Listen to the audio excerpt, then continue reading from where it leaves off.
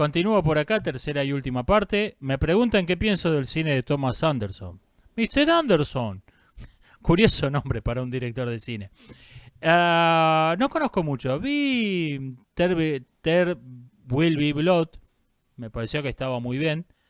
Esto es lo que puedo decir. No conozco en profundidad. Me dicen que Viggo Mortensen dice que el principal trabajo del actor es elegir sus papeles. Yo creo que está confundiendo al actor con la estrella del cine. En efecto, la estrella del cine está basada en los papeles que elige.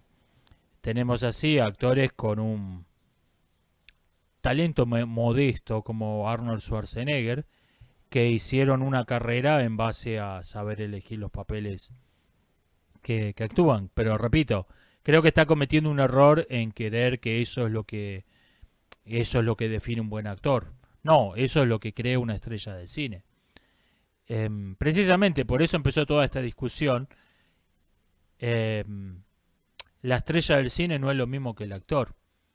Y ser un actor extraordinario como Gary Oldman te puede perjudicar en tu carrera como estrella de cine, precisamente porque la gente no te reconoce de una película a la otra. La fusión nuclear es tan segura como dicen, vaya uno a saber, ya nos vamos a enterar cuando exista en la práctica, ya no vamos, seguramente va a tener alguna delicia de la que todavía no nos hemos enterado. Y no nos olvidemos que la relación entre la radioactividad y el cáncer tardó medio siglo en ser descubierta.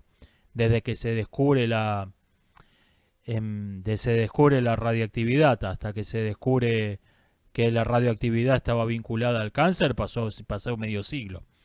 Ya la fusión nuclear seguramente va a tener alguna delicia que ya nos vamos a enterar, pero bueno, de momento vamos para adelante, es una tecnología muy prometedora que parece ser más segura que la tecnología de fisión, perdón.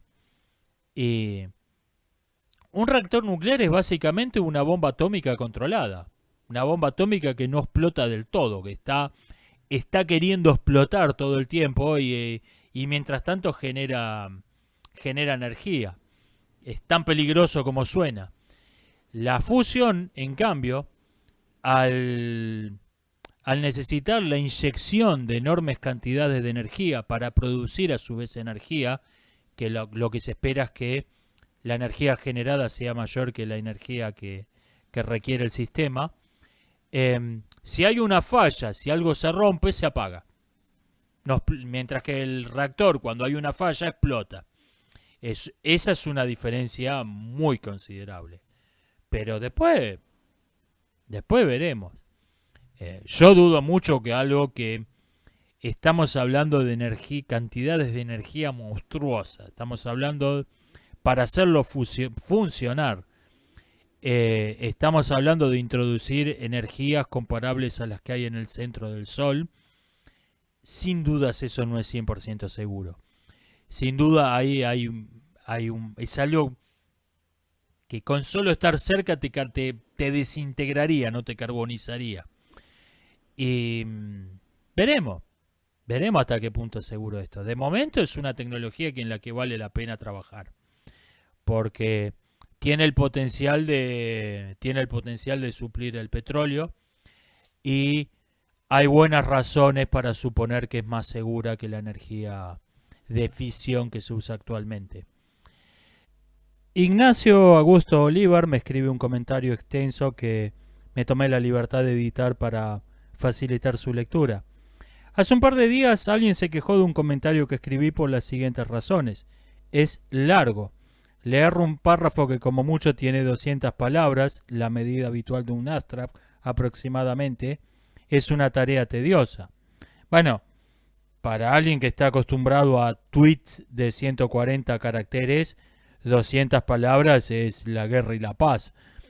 El argumento para no leer semejante cantidad de palabras, obviamente está siendo irónico, ¿no? Era que esta persona argumentaba que había estado trabajando todo el día, estaba cansada y aunque estuviese tranquila en casa no tengo el derecho de hacerle perder el tiempo obligándola a leer. Bueno, no lea. 3. No leen los papers académicos porque existe el prejuicio de que conforman una estructura de propaganda política y manipulación de la religión de la ciencia y que en la mayoría de los casos tienen menos credibilidad que la opinión de un influencer en cualquier red social. Vea, yo no le doy menos credibilidad, pero tampoco le doy más. A mí simplemente no me importa dónde está publicado algo. Si, me importa un bledo si algo lo dijo un influencer o salió publicado en el super paper más prestigioso del universo. Especialmente hemos visto estos 2 años que la revista de medicina más prestigiosa del mundo publicó un fraude científico, no se retractó, no pidió disculpas y nadie se lo echó en cara. O sea que las fuentes prestigiosas para mí no existen. A mí me interesa qué está diciendo cada uno. Esta persona me trató de soberbio por recomendarle un sitio donde podía hallar artículos que confirmaban mi opinión. Volviendo al punto 2, soy un sinvergüenza por obligarla a leer un paper de 14 páginas. Esto estuve siguiendo cuando fue la moda del terraplanismo, estuve siguiendo las discusiones entre los terraplanistas y los antiterraplanistas. La discusión no era interesante, pero era un objeto de estudio en sí mismo interesante. Esto lo vi mucho en los terraplanistas. Creer que me da paja es un argumento científico válido. Entonces uno le dice, les recomiendo un experimento sencillo con el que pueden probar que la Tierra es esférica. Hagan un mapa, vayan a la Antártida a ver qué hay. Nada, me da paja. Y creen que eso es un argumento válido. Lo vi mucho esto ahí. Está bien, uno no está obligado a hacer un experimento, pero si no lo hace tampoco tiene derecho a opinar. 5. Considera que el lenguaje técnico específico de cualquier rama de la ciencia en realidad carece de contenido porque no expresan las ideas en lenguaje llano. Es verdad, pero no olvidemos que hay veces en que hay lenguajes pseudotécnicos que lo que hacen es disfrazar el vacío, donde en verdad carecen de contenido. Recuerde el affair Sokal con una revista de ciencias sociales, donde una jeringosa que no tenía ningún sentido fue tomada como un artículo serio de un pensador posmodernista, porque el posmodernismo es eso, es una jeringosa carente por completo de contenido. Es curioso que Orwell, por ejemplo, fue un gran defensor en su época del plain English, o sea, escribir las ideas más complejas en un lenguaje sencillo y directo que cualquiera pueda comprenderlas. Yo soy partidario del plain English o castellano llano hasta cierto punto.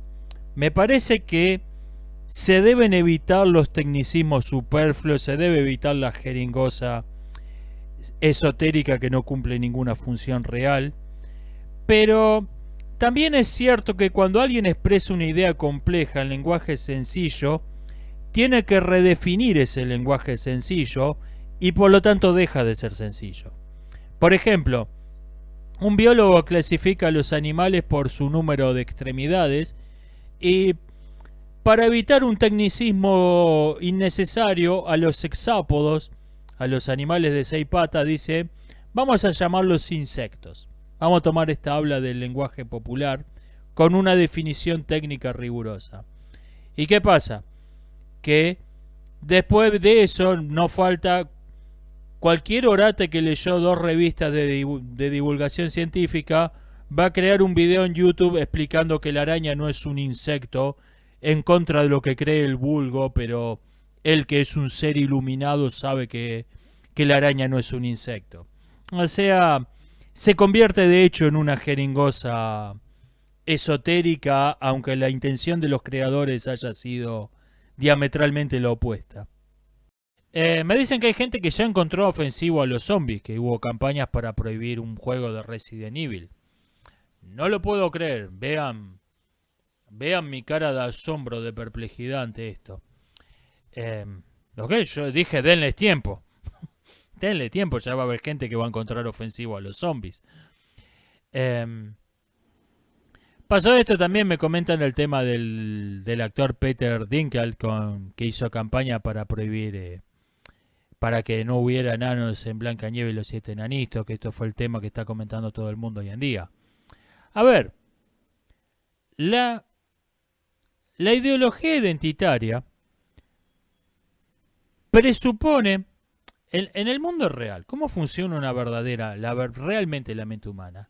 Nosotros tenemos intereses egoístas y tenemos principios morales que regulan esos intereses egoístas. Ok, yo quiero hacer esto, pero no debo, no puedo. No es correcto. Así funciona realmente la mente humana. La ideología identitaria niega las dos cosas. Niega el egoísmo y niega la moral. Y en cambio pretende que aceptemos un egoísmo colectivo, un egoísmo del grupo. O sea, voy a comportarme de modo totalmente amoral, pero no para mí, sino para cualquier persona que tenga barba canosa. Porque cualquier persona que tenga barba canosa es lo mismo que yo. Es un egoísmo colectivo. Y pretende una moral limitada. O sea, pretende, yo voy a robar, violar, matar, pero salvo que sea a una persona que use barba canosa. No, me parece una barbaridad asesinar, robar, violar a una persona con una barba canosa. Todo el resto sí. O sea, la ideología identitaria presupone un egoísmo colectivo y una moral limitada, una moral que no es universal. Las dos cosas son psicología ficción. Las dos cosas no existen en la vida real. Entonces, cuando una sociedad está totalmente dominada por ideologías identitarias, ejemplo, Hollywood hoy, se convierte en un baile de máscaras.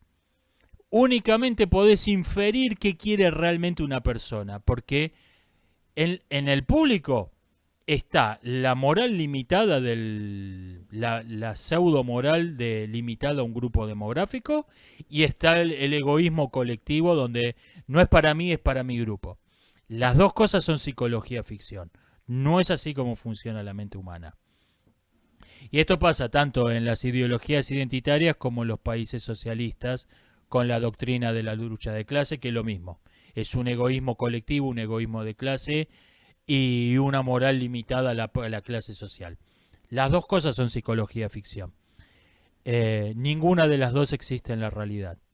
Entonces veí que mucha gente comentaba con el tema de Peter Dinklage, que hoy en día es el enano de Hollywood. Es un hombre que no me acuerdo cómo se llama técnicamente la enfermedad que popularmente se llama enanismo. Peter Dinklage es el único tipo famoso en Hollywood o por lo menos a ese nivel, que sufre de esa condición. Entonces dice, no se da cuenta que esa película, el live action de la Blancanieves y los siete enanitos, podría haberle abierto a las puertas de Hollywood, haber lanzado de la carrera de otros 6 o 7. Sí se da cuenta. ¿Por qué se creen que se opone? ¿Cuál creen que es la verdadera razón por la que se opone a que se filme esa película? Porque lanzaría Blancanieves y los siete enanitos live action, lanzaría la carrera de como mínimo otro enano. Me disculpo si este término ofende a alguien. Lanzaría de otro actor enano y tendría competencia. Entonces está escondiendo el interés personal, el interés individual, que es el único egoísmo que realmente existe, lo está escondiendo en este baile de máscaras. Esto es lo que pasa detrás de toda doctrina identitaria. Y repito, y lo mismo pasa en la doctrina de clases, que es básicamente, no es algo muy distinto de una ideología identitaria. Pasa en la doctrina socialista con la lucha de clases y la moral limitada a la defensa de los oprimidos. Es psicología ficción. Los verdaderos intereses están escondidos porque la condición humana no deja de existir porque el discurso ideológico la niegue. Voy cortando por acá, nos estamos viendo. Hasta la próxima.